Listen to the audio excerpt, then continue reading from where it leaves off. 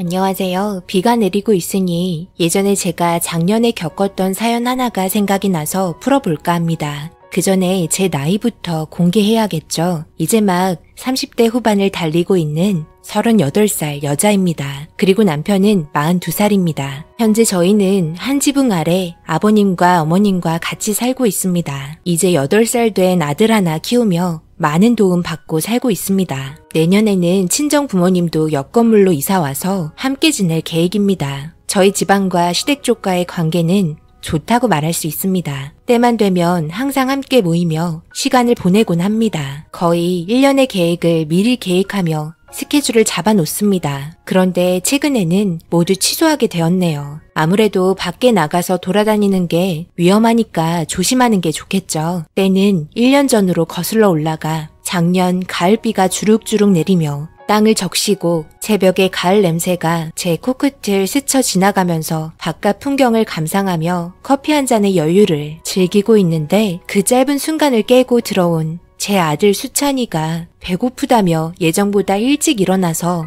저는 잠깐의 꿀같은 티타임을 마지막 남은 한 모금의 커피를 입에 털어 넣으며 다시 하루의 일과를 시작했습니다. 부랴부랴 정신없이 배고프다며 칭얼거리는 수찬이를 달래며 힘들게 아침밥을 준비해줬고 맛있게 먹고 있는 모습을 보며 흐뭇하게 쳐다보고 있는데 아버님과 어머님께서 양손을 꼭 잡고 하나의 우산에 둘이 들어가서 무슨 이야기를 하시는지 서로를 바라보는 눈빛에 사랑이 쏟아졌고 그걸 보고 있는 저는 부러움과 동시에 샘이 나기 시작했네요. 제 남편은 무뚝뚝한 편이라 표현도 잘 안 하고 손도 잘 잡아주지 않는데 저런 사소한 모습 하나가 저에게는 그저 부러울 뿐이었습니다. 그렇게 동네 한 바퀴 돌고 들어오신 시부모님 아침상 차려드리고 어머님께서는 저에게 항상 고맙다며 설거지를 해주십니다. 어머님께서 항상 식사가 끝나면 설거지는 자기가 해야 한다면서 절대 만지지 못하게 하시네요. 미안하기도 하지만 그 시간을 활용해 저는 다른 일들을 시작합니다. 아버님께서는 청소기를 돌리시고 수찬이는 거실을 운동장 삼아 뛰어다니며 정리해놨던 물건들을 다시 흐트려 놓네요. 그런 모습이 귀여우신지 아버님께서는 청소기 돌리시다 말고 수찬이와 놀아줍니다. 이런 집에서의 생활에 만족하며 잘 살고 있던 이때에 저희 가족에게 상상하지 못한 일들이 펼쳐질 거라곤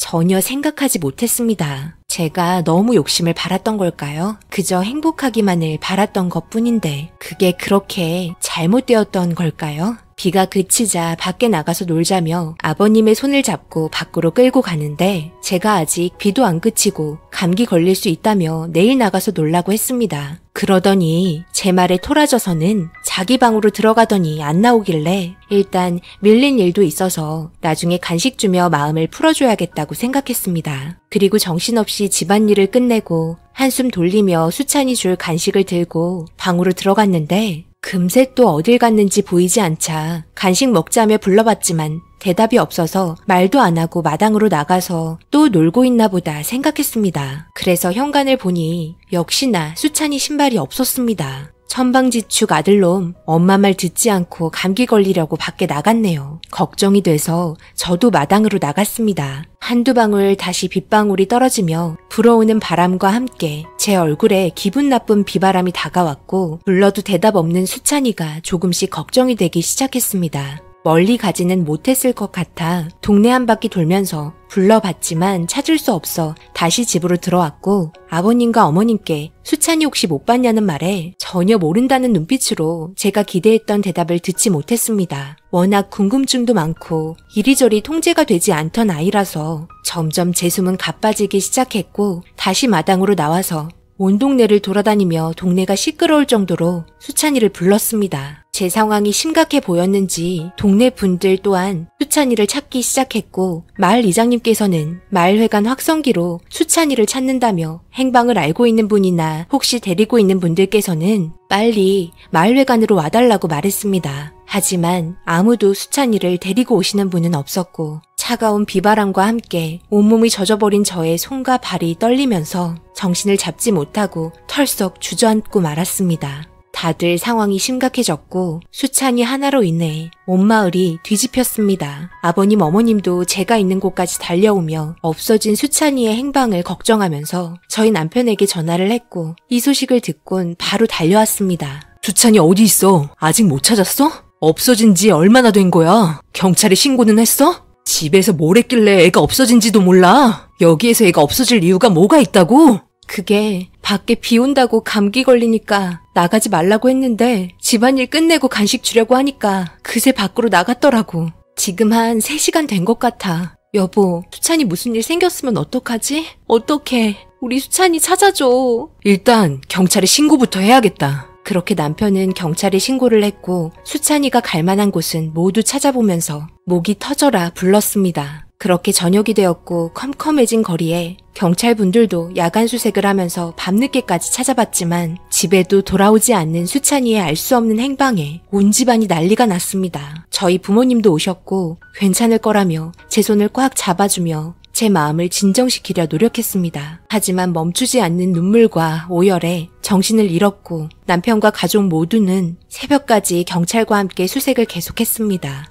하지만 너무 늦어진 시간 때문에 경찰들은 결국 철수하고 다시 재정비해서 온다며 그렇게 떠났습니다. 온전치 않은 정신 상태로 동네를 돌면서 지금 어디서 무얼 하는지 어디에 있는지 애타게 저를 부르며 찾고 있는 수찬이의 상황이 너무 걱정돼 남편의 옷깃을 잡고 찾아달라고 애원했습니다. 그렇게 아침이 되었고 조용해진 저희 집안에 다시 찾아온 경찰은 주위에 있는 CCTV를 모두 확인하고 있다며 걱정 말라는 말과 함께 저희를 안심시키려는 말을 하고 있었습니다. 그렇게 동네 CCTV 확인 결과 생각지도 못한 곳에서 수찬이가 포착된 곳을 발견했고 도로까지 내려가 무언가를 쫓아가며 뛰어가는 게 확인이 되었습니다. 그렇게 도로 쪽에 있는 CCTV까지 확인을 하면서 주변에 있는 곳을 확인했고 그렇게 도로 반대편에서 논으로 뛰어가는 걸 마지막으로 찍혔다며 더 이상의 행방을 알 수 없으니 그쪽 위치를 찾으면 단서가 있을 거라고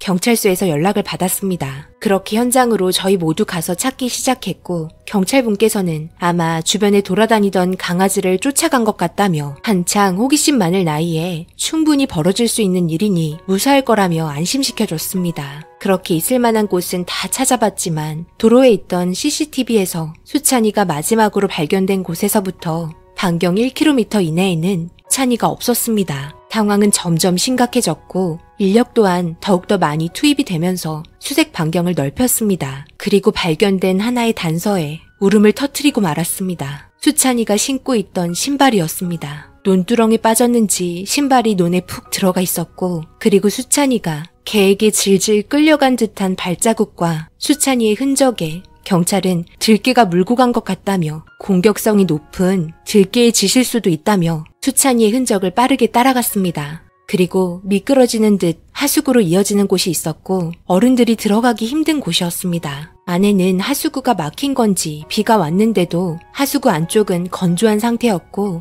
질질 끌려간 것 같은 바닥의 쓸림을 확인할 수 있었습니다. 그렇게 동물구조협회까지 찾아와 안쪽의 상태를 탐색할 수 있는 장비를 가지고 와서 수색을 하기 시작했고 생각보다 깊고 미로같이 생긴 곳을 샅샅이 수색을 하면서 발견된 렌즈에 비친 눈동자에 저희는 너무 놀라 충격을 받고 말았습니다. 그 좁디 좁은 곳에는 생각보다 큰 강아지가 웅크리고 있었고 그 품에 안겨있는 수찬이가 있었습니다. 정신을 잃은 듯 했고 주변에 새끼 강아지가 수찬이를 밟으며 왔다 갔다 하고 있었습니다. 큰 개는 수찬이의 다리를 계속 핥으면서 자기를 보고 있는 장비를 향해서 경계를 하며 이빨을 드러내고 있었습니다. 너무 어두워서 자세히 확인할 수는 없었지만 확실한 건 수찬이가 맞는다는 거였습니다. 하지만 미동조차 없던 제 아이의 모습에 저는 다급해졌고 빠르게 구조해달라며 재촉하기 시작했습니다. 그렇게 동물구조협회에서 작업이 진행이 되었고 뒤이어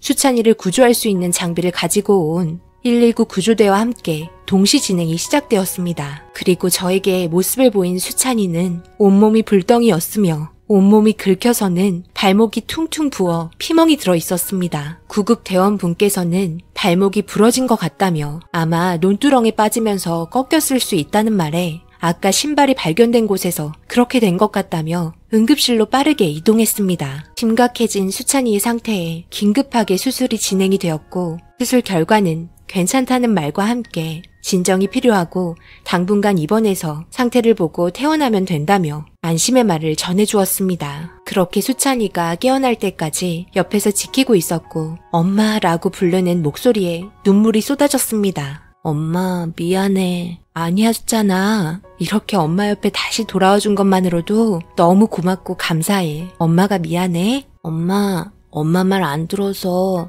발이 많이 아팠어. 이제 엄마 말 잘 들을게요. 아니야 수찬아. 엄마가 수찬이 마음 이해해주지 못해서 벌어진 상황이니까 다 엄마 잘못이야. 정말 미안해.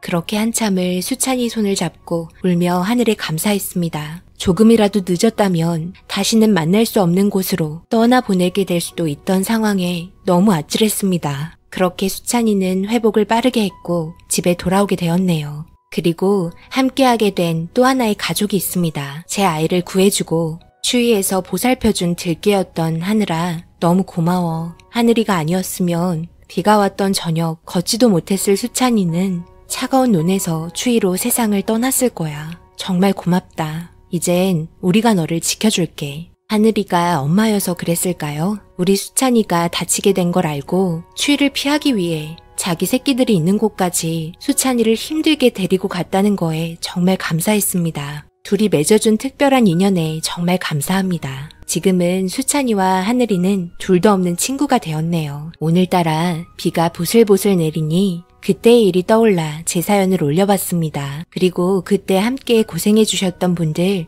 정말 감사합니다. 남편은 오늘 비가 내린다며 작년에 같이 고생해주셨던 분들 찾아가 간단한 간식거리 드리고 온다고 하네요. 정말 모두들 감사합니다. 그리고 제 옆에서 행복한 꿈을 꾸고 있는지 둘이 끌어안고 자고 있는 수찬이와 하늘이 너무 고맙고 사랑해. 그리고 거실에서 난리치고 있는 하늘이 새끼들, 너희들 제발 그만 좀 어지를 수 없겠니? 너무 힘들단다. 제 사연 읽어주신 분들 정말 감사합니다. 늘 행복하세요. 오늘의 사연은 여기까지입니다. 댓글로 여러분들의 생각과 조언을 남겨주세요. 구독, 좋아요, 알림도 꼭 부탁드립니다. 저는 다음 영상으로 찾아뵙겠습니다. 감사합니다.